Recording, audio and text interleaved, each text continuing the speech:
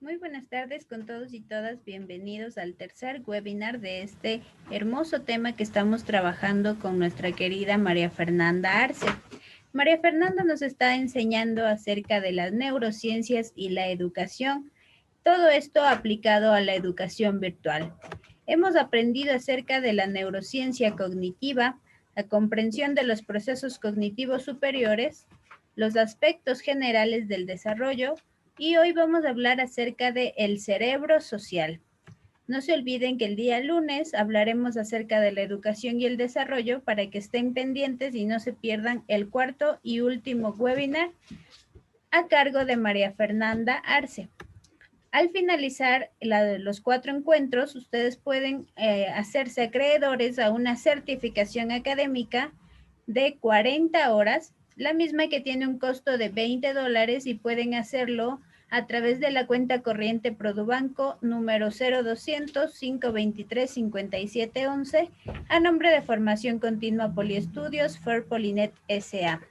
El número de RUC 179-274-174-2-001. Esta certificación es por 40 horas académicas y recuerden que toda formación debe contar con una certificación que avale todo el conocimiento que ustedes están adquiriendo. Les recuerdo también que están activas ya las inscripciones para la formación en psicoterapia y la formación en profesor sombra educador inclusivo. Las dos formaciones son 100% online y toda la información la encuentras en nuestra página de Facebook, Formación Continua Poliestudios. Aquí encuentras el link de inscripción, así como los costos de la matrícula y las mensualidades. La metodología de trabajo. En primer lugar, visita nuestra página de Facebook, Formación Continua Poliestudios. De aquí estamos transmitiendo en vivo esta capacitación. Realiza 3 comentarios durante la videoconferencia. Estos comentarios nos servirán para poder registrar tu asistencia y así emitir la certificación. Y lo más importante, comparte este webinar con un grupo de amigos para que toda la información llegue a más docentes de todo el Ecuador y de Latinoamérica. Muchísimas gracias a todos por estar en esta tarde junto a María Fernanda. Sean todos bienvenidos. Vamos a dar inicio. Muy buenas tardes, Mafer. Hola, buenas tardes. Un ratito. Ya. Listo. Buenas tardes con todos. Es un gusto nuevamente pues comenzar a compartir con ustedes una jornada más de trabajo. Misma pues que tiene como finalidad en estos 4 temas fortalecer un poco más nuestro ámbito educativo y buscar un sinnúmero de estrategias que permitan complementar nuestro proceso de enseñanza-aprendizaje dentro del aula. Esta tarde pues tenemos la oportunidad de trabajar con una temática muy interesante, misma pues que hace referencia a lo que es pues el cerebro social. ¿Por qué se considera estudiar este tema? Porque a lo largo de este tiempo pues estamos trabajando precisamente en lo que corresponde a las neurociencias, a la parte neurocognitiva. Entonces no estaba como que de más dejar de lado lo que corresponde al cerebro social, ya que el mismo nos proporciona un sinnúmero de estrategias y vamos a confirmar pues que muchas de las veces el trabajo colaborativo e integrativo dentro del aula con nuestros estudiantes nos permite complementar el proceso educativo. Bienvenidos todos y empezamos con nuestra webinar. La temática, como les mencionaba, es el cerebro social. Dentro de este aspecto, pues nosotros debemos considerar que la naturaleza social del aprendizaje implica que nosotros como docentes deberíamos estructurar las actividades en el aula de manera que se pueda estimular las interacciones sociales. ¿Por qué nos invita a que nosotros logremos fortalecer las interacciones sociales dentro del aula? Nos invita a que nosotros hagamos esto porque a medida de que nosotros interactuamos, a medida que nosotros socializamos, que nosotros nos damos la oportunidad de intercambiar criterios unos con otros, pues vamos aceptando, receptando y asimilando pues conocimiento. Y cuando nosotros tenemos el debido proceso de acompañamiento, de orientación, estamos en la capacidad de asimilar los conocimientos que se dan dentro de este proceso interactivo de forma correcta. Quiere decir que cuando nosotros estamos expuestos a un proceso de interacción social y dentro de este se dan conocimientos, se dan ciertos tipos de aprendizaje y ciertos estilos, yo me puedo ir direccionando hacia alguno de ellos. Pero, ¿qué es lo apropiado en este sentido? Que nosotros tengamos una guía, en este caso nosotros como docentes, para que el estudiante pueda receptar la parte positiva, aquella que va a ser formativa en su ámbito educativo y aquello que no es formativo para él vaya siendo descartado para que no haya ningún inconveniente dentro del ámbito educativo. Por eso es que nos dice que nosotros como docentes deberíamos estructurar estas actividades dentro del aula y de esa manera pues nos permita estimular este proceso interactivo. Ahora, nosotros podríamos preguntarnos cómo podemos hacer eso ahora que estamos trabajando desde la virtualidad. Y podríamos decir hasta cierto punto que tenemos alguna limitación porque cada quien está en casa o de pronto no tiene la misma socialización como cuando estaban dentro del colegio y qué sé yo, en la hora de receso podían conversar con otros compañeritos. Sí, es verdad, puede que se nos dé este limitante, pero creo yo que ya vendría por parte de cada institución educativa y por nosotros como docentes tener la iniciativa de generar pequeños encuentros donde nos permitan hacer este proceso de socialización y de esa manera que los chicos puedan interactuar. Pueda que dentro de estos encuentros que nosotros organicemos se generen un sinnúmero de actividades donde ellos puedan participar activamente, no necesariamente enfocadas en juegos y ya.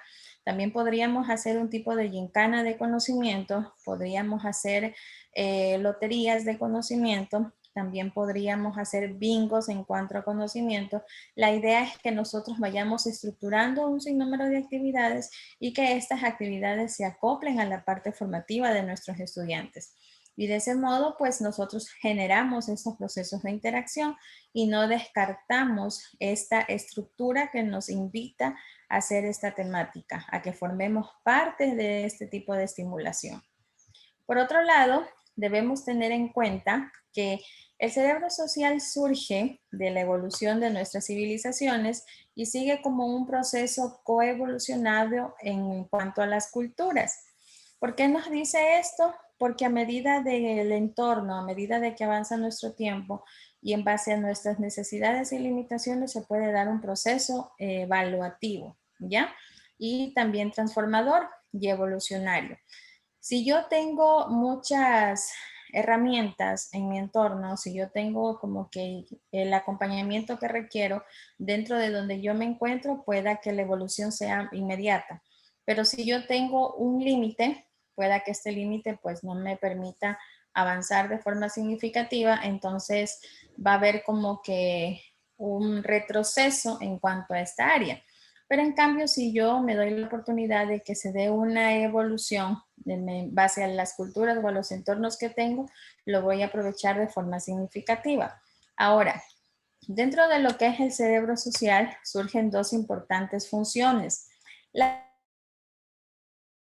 primera que nos permite aprender del entorno y la segunda que nos invita a que demos estrategias para que se dé un control en cuanto al comportamiento social. Cuando nos dice que vamos a aprender del entorno es porque nos mencionó ya anteriormente, nosotros debemos tener esta oportunidad de crear estos ambientes de socialización donde ellos puedan estar con estudiantes de grado superior o de grado inferior y de lo que se vaya preguntando o de la actividad que se vaya generando, ellos vayan asimilando conocimiento. Siempre tendría que estar presente un docente guía, un docente tutor o el docente del aula para que vaya despejando dudas. Qué sé yo, generamos una actividad y nosotros como docentes de grado les indicamos a nuestros niños que todo aquello que llame la atención dentro de la interacción social que se hizo sea anotado en el cuaderno. ¿Para qué esto? Para que cuando yo ya esté en mi salón de clases, yo pregunte, ¿cuáles fueron tus dudas dentro de la interacción social? ¿Qué te llamó la atención? ¿Cuáles fueron los momentos más importantes? ¿Qué crees que se debería cambiar? Entonces, a medida de que surgen estas preguntas, yo voy despejando con mis respuestas pues, las dudas que ellos tienen y de esa manera se da una asimilación correcta del aprendizaje que se va a generar dentro del entorno. Y estamos invitados a eso, a que nosotros podamos aprender de lo que está a nuestro alcance. Por otro lado, cuando nos menciona el control del comportamiento en este ámbito social, es porque se van a observar un sinnúmero de comportamientos.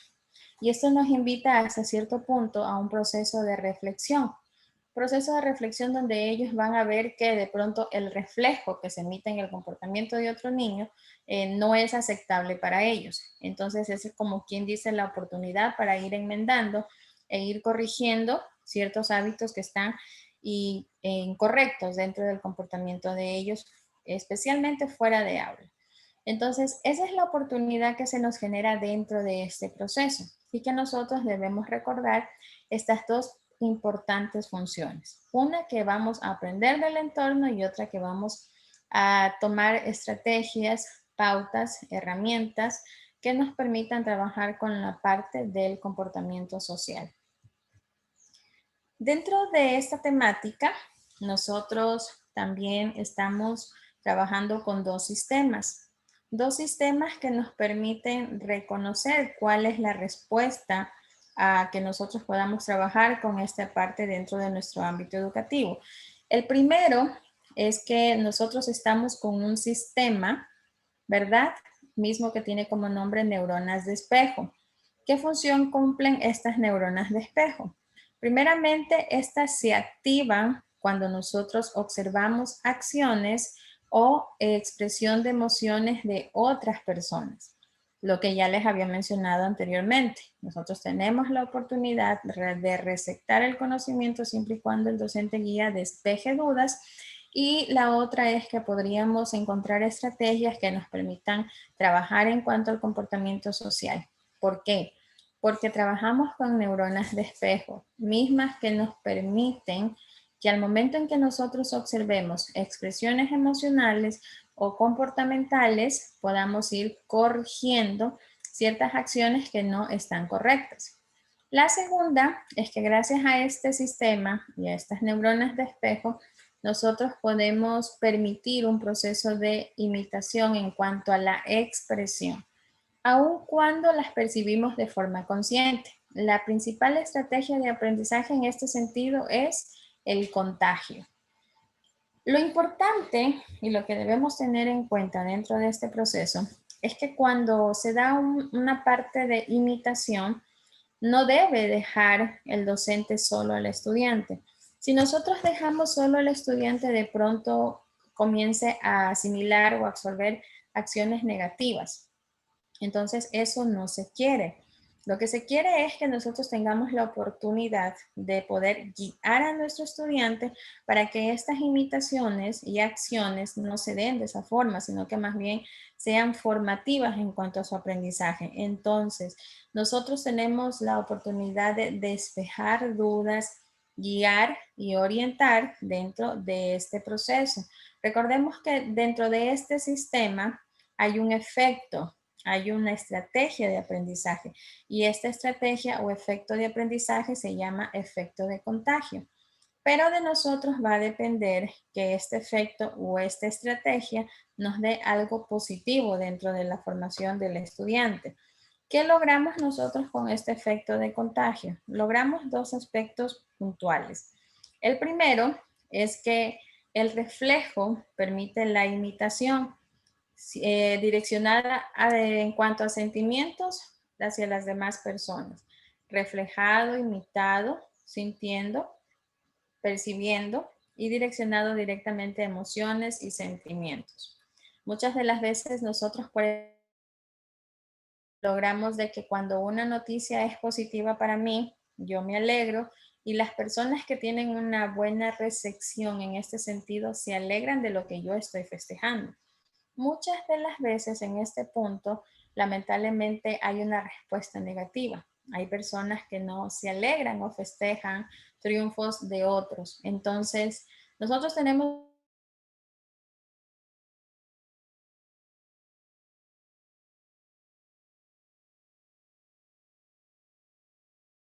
estos aspectos. Entonces, por ello, y direccionada. Nosotros tenemos esa oportunidad. Nosotros tenemos este espacio realmente importante y fundamental dentro de la parte educativa que nos permite complementar nuestro proceso. Asimismo, este efecto del contagio nos permite también tomar en cuenta que podemos responder a los estímulos vinculados a diferentes sistemas cerebrales. Es decir, que nosotros estamos dispuestos a responder todo tipo de estímulo que llegue a esta parte formativa y que nosotros pues vamos a fortalecer cada uno de estos estímulos en cuanto a lo que nosotros tengamos como respuesta a lo que se tiene en el proceso educativo. Insisto, es importante que dentro de este sistema, de esta estrategia, esté un docente guía. Cuando el docente guía no está, pues se da una asimilación negativa, pero cuando el docente está para guiar y orientar, se corresponde la asimilación positiva a la que nosotros queremos llegar. Yo sé que muchas de las veces simplemente se dice, vamos a tener un programa, vamos a hacer una interacción como para que lograr que los estudiantes se despejen un poco, etcétera. Pero lo importante de todo este proceso sería que nosotros logremos que ellos anoten, escriban todo aquello que llamó la atención hasta cierto punto para que luego sea despejado y socializado. Eso es lo que nosotros debemos hacer, debemos direccionar y podríamos comenzar a trabajar y aplicar para que de alguna u otra manera tenga una respuesta positiva. Dentro de este sistema también se encuentra el de la teoría de la mente.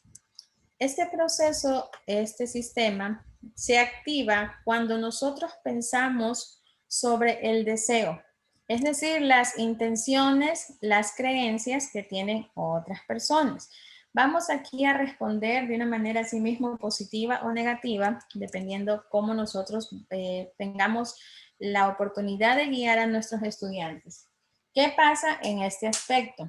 En este aspecto lo que pasa es que esta sensación de deseo, de intenciones y de creencias va a responder dependiendo lo que haga la otra persona y cómo yo me sienta con lo que esa persona hizo. Muchas de las veces hay intenciones negativas que pueden reaccionar de una forma violenta, pero nosotros no queremos eso. Lo que nosotros queremos es que el proceso de esta teoría sea tan efectivo y direccionado hacia nuestros estudiantes que ellos puedan tener una asimilación correcta. Por ejemplo, ¿qué podemos hacer en este sistema? Primero, puede darse una inferencia sobre los sentimientos ajenos y anticipar una acción.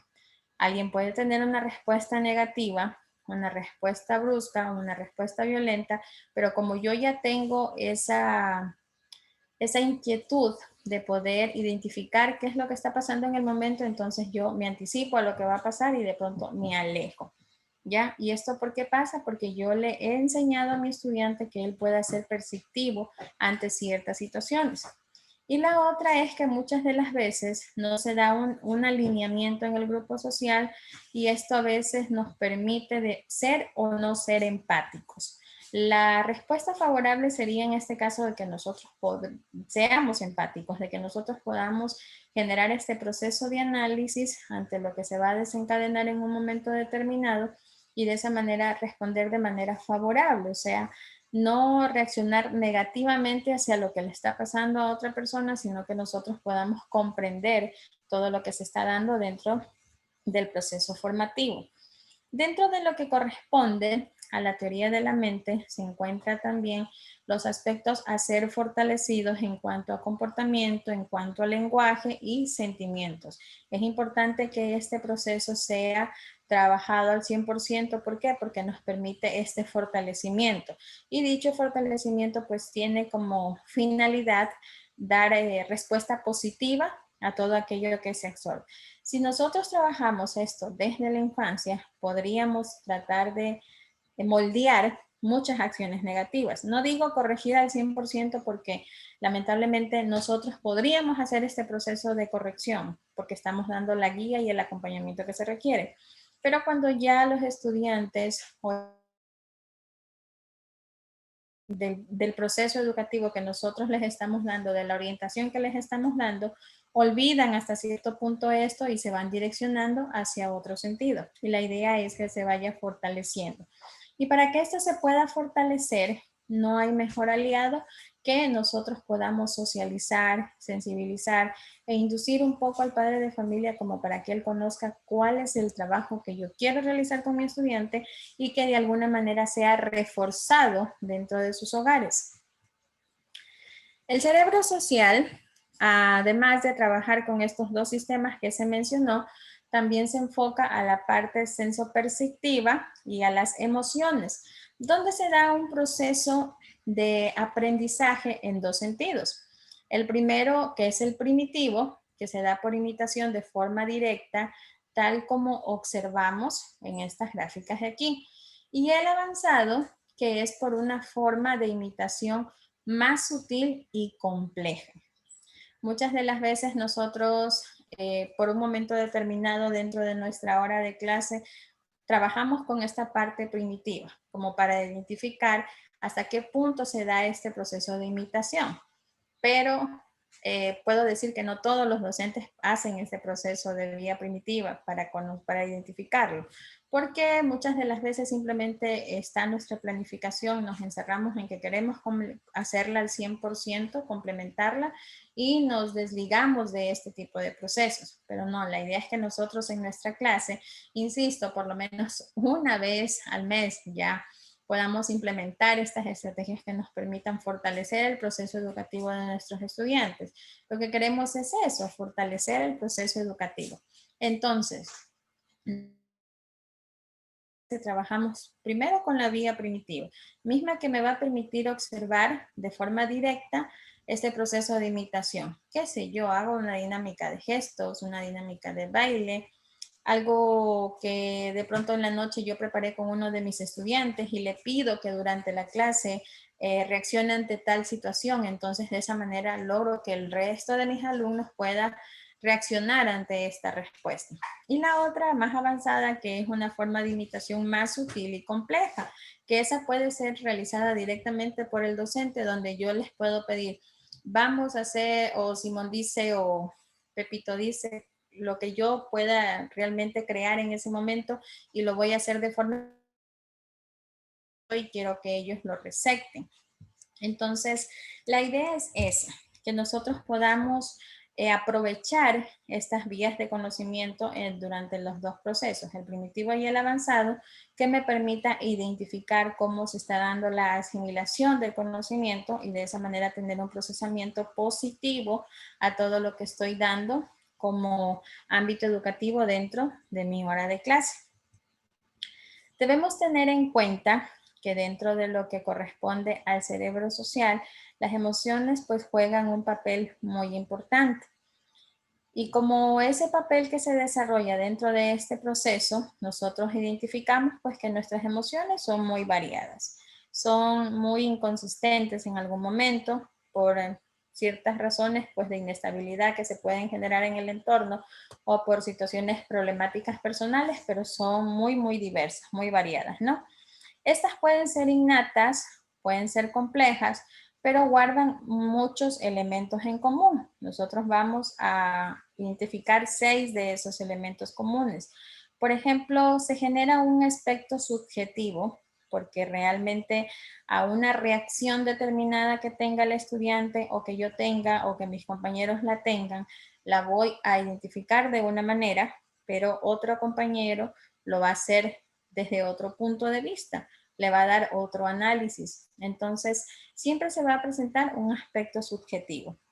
Segundo, pues hay un aspecto de carácter movilizador, de un carácter como que muy cambiante, muy inestable, algo que no me permite esclarecer lo que yo siento en el momento. Y resulta que nosotros en este punto de carácter movilizador, pues generamos un sinnúmero de alteraciones. ¿Por qué? Porque reaccionamos de una forma muy ambivalente ante un determinado proceso.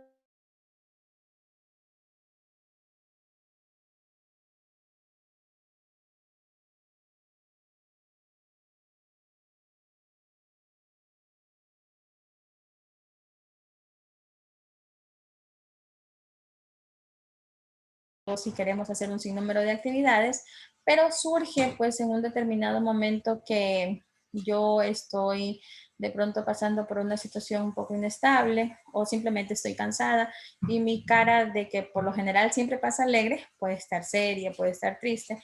Entonces eso hace que las personas piensen que a lo mejor algo está sucediendo, pero no es así. Entonces se da un proceso de carácter movilizador.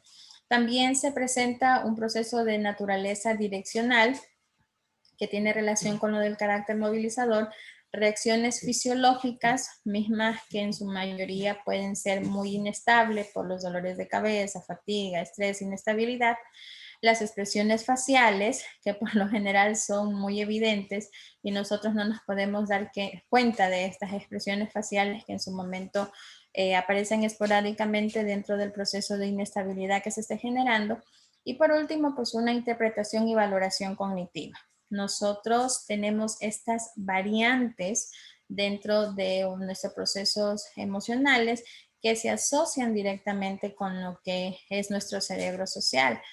Y en su mayoría pues se da por todo aquello que nos relaciona, por todo aquello que tenemos cerca, por todo aquello que de alguna u otra manera nos inestabiliza y nos causa una sensación de cansancio hasta cierto punto por no querer continuar como lo hemos estado trabajando.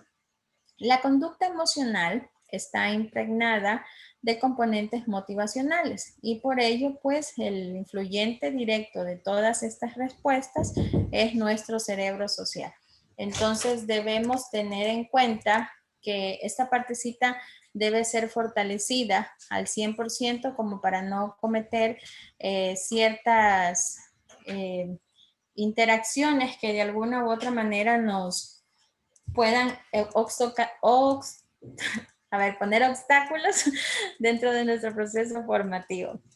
Entonces la idea es esa, que nosotros pues identifiquemos estos componentes y elementos motivacionales para que podamos reaccionar positivamente a nuestro proceso educativo. Ahora, algo que es sumamente importante y que considero yo que es la parte más formativa dentro de lo que es el cerebro social dentro de nuestras aulas es que se genera un aprendizaje cooperativo. Acuérdense que cuando iniciamos nos invitaba este proceso a que nosotros trabajemos de manera 100% en la interacción social. Entonces, este aprendizaje cooperativo en el aula nos va a dar una respuesta muy accesible al momento de poder impartir nuestras clases. Nosotros tenemos que tener en cuenta que la finalidad de este aprendizaje cooperativo es que le demos una visión muy, muy diferente a todo lo que estamos trabajando dentro de nuestras clases. Vamos a ver de qué se trata en sí. La cooperación, primeramente, consiste en que nosotros podamos trabajar para alcanzar objetivos comunes. Es muy importante reseñar que cooperar significa algo más que colaborar, porque añade un componente emocional que hace que las relaciones entre los miembros del grupo sean más cercanas y humanas y no se restrinjan únicamente para alcanzar un objetivo propuesto. Entonces, la diferencia de este aprendizaje cooperativo en relación con nuestro cerebro social es de que nosotros no simplemente vamos a hacer un trabajo en grupo, no solo vamos a hacer un trabajo como equipo, no solo vamos a hacer quedar bien a un año educativo, sino que nosotros vamos a hacer ¿qué cosa? A darle un significado totalmente diferente a este proceso de aprendizaje. ¿Pero por qué es diferente? Porque nosotros involucramos como componente principal a las emociones. Si yo me siento inestable y estoy trabajando dentro del salón de clases, yo transmito inestabilidad. Si yo siento seguridad dentro del grupo de clases, siento esa convicción de que todo lo que se está haciendo está bien, yo transmito seguridad a mis estudiantes. Pero si yo no me doy la oportunidad de identificar estos aspectos o de controlarlos o superarlos en mi posición de docente, lamentablemente todo lo que se vaya a hacer va a ser totalmente fracasado. ¿Por qué? Porque la idea no es esa. La idea es que podamos trabajar de una forma colaborativa, que nosotros podamos alcanzar los objetivos que queremos, no solo por cumplir una planificación, cumplirla, es realmente lograr este objetivo formativo en cuanto al aprendizaje. Ahora, este tipo de metodologías se puede aplicar a cualquier tarea o materia. Puede plantearse de una forma formal o informal, según la necesidad temporal de la actividad. Y en definitiva, es una forma estupenda que nos permite atender la diversidad del aula, sobre todo cuando se promueve la formación de grupos heterogéneos. Es decir, que nosotros a esta estrategia de aprendizaje la podríamos aplicar, bien sea que haya estado estructurada o no planteada dentro de nuestro trabajo para la jornada laboral. Nosotros estamos invitados como a que ser muy espontáneos en este sentido y que nosotros cambiemos por completo la metodología para poder abordar una determinada temática. Nos dice que puede ser aplicado a cualquier tarea, a cualquier materia, pero la idea es que yo pueda, ¿qué cosa? Yo pueda implementar esta estrategia de trabajo. ¿Para qué? Para que yo pueda atender la diversidad dentro de mi aula. Yo no puedo decir, es la mejor docente, o puedo decir qué bueno que trabaja, qué bien que se aplica. O sea, es una forma de querer realmente identificar cuáles son las necesidades dentro del aula. Yo trabajo en la zona 7 y dentro del trabajo que nosotros desempeñamos dentro de la zona 7, tengo una compañera. eh, la próxima vez que tenga un webinar con ustedes, le voy a pedir consentimiento a ella como para poder mostrarles el trabajo que mi compañera realiza. Es una persona que es totalmente espontánea, una persona que no digo que trabaje fuera de los lineamientos o estructuras que tenemos que trabajar, pero es alguien que busca un sinnúmero de estrategias y alternativas para poder llegar al estudiante. Entonces la idea es esa, que nosotros podamos atender esas necesidades, trabajar con este tipo de diversidad y que sobre todo nosotros podamos ser espontáneos, que nosotros podamos aplicarlo, que nosotros tengamos la oportunidad de romper un poquitito esa estructura que tenemos y que podamos hacer que nuestros estudiantes fortalezcan el proceso educativo, pero de una forma totalmente diferente, que sea significativa. Ahora, dentro de este proceso de aprendizaje colaborativo, tenemos un modelo, el de los hermanos Johnson, que se trabajó desde el año 1999, donde se mencionan elementos básicos que caracterizan a este aprendizaje cooperativo. De pronto nosotros sí los utilizamos. El problema es que no estamos identificando la forma correcta de poder trabajar con ellos. Primero nos habla de una interdependencia positiva. ¿Cuándo se da este proceso? Cuando se realiza una tarea y el profesor pues plantea objetivos claros para el grupo. Estos objetivos van a fomentar un compromiso entre todos los integrantes. ¿Cómo hago esto, por ejemplo, ahora que estoy trabajando en educación virtual? Pueda que no lo aplique directamente en una tarea, pero lo voy a aplicar como una norma de convivencia dentro de mis clases. ¿Y cómo va a ser esta norma de convivencia? Antes de empezar las clases, antes de empezar el año lectivo y si es posible, lo refuerzo las veces que sean necesarias. Yo establezco reglas dentro de mi clase.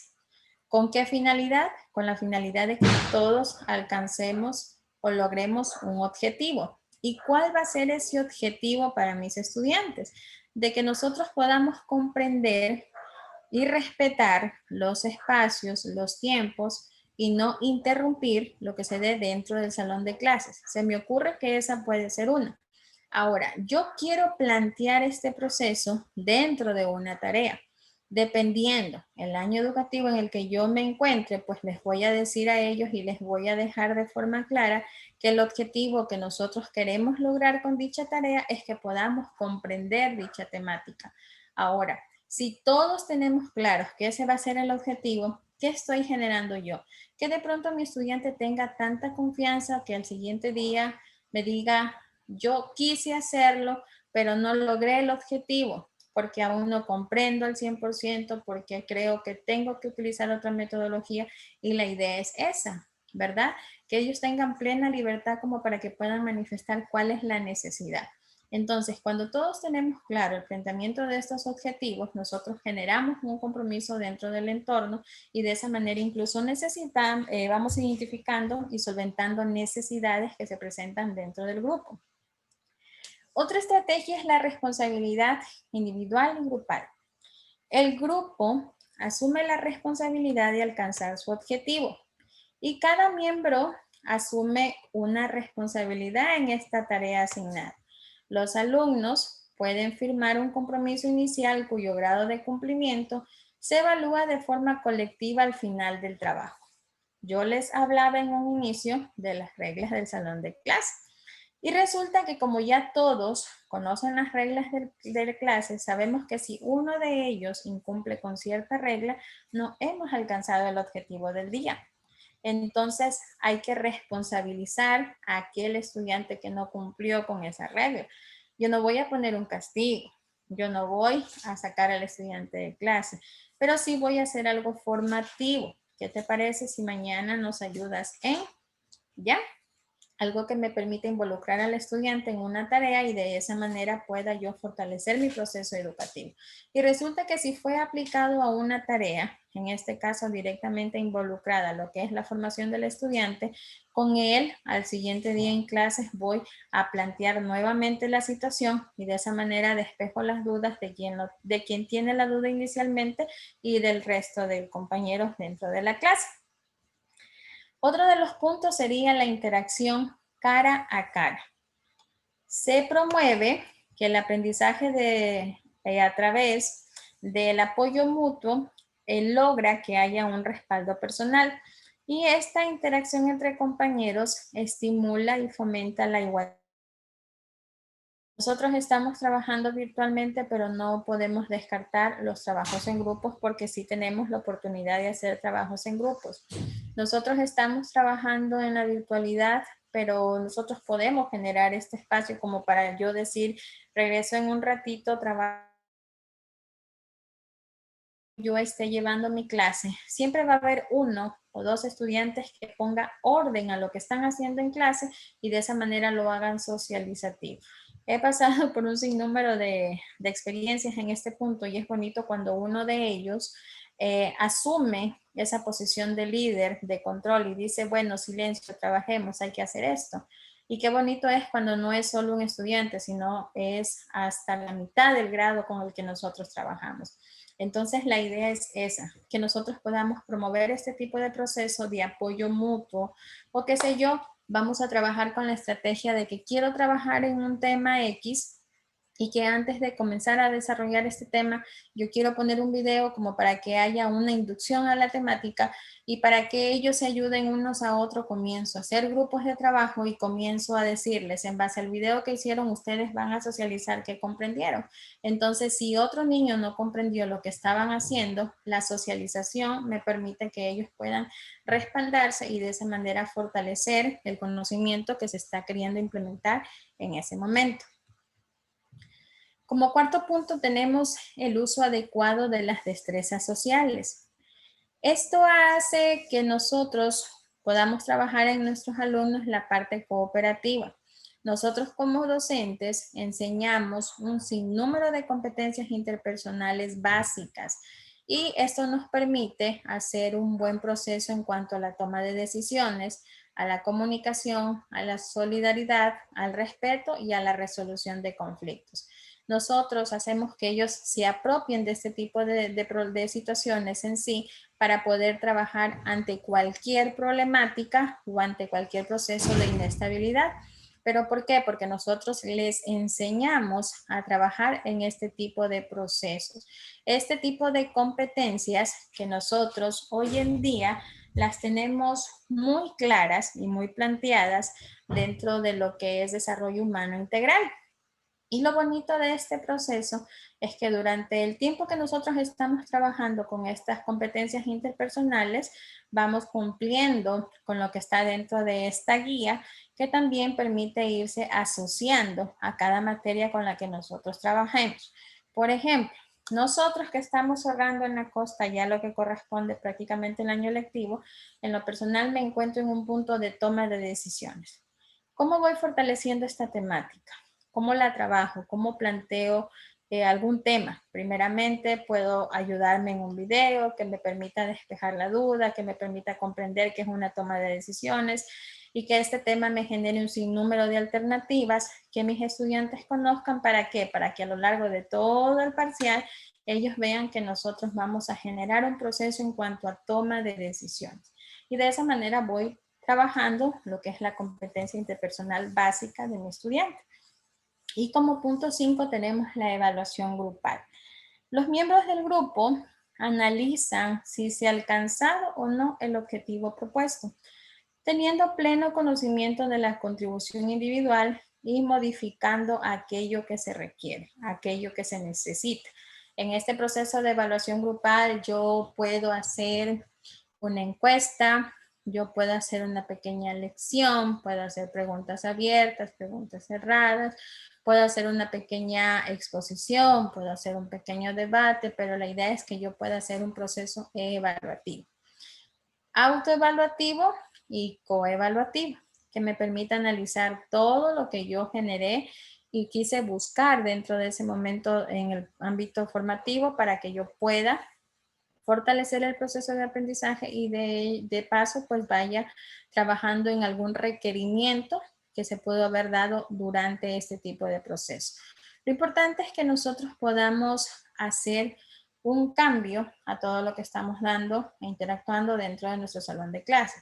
Como yo les mencionaba, nosotros trabajamos con estas estrategias, pero muchas de las veces desconocemos por qué lo hacemos.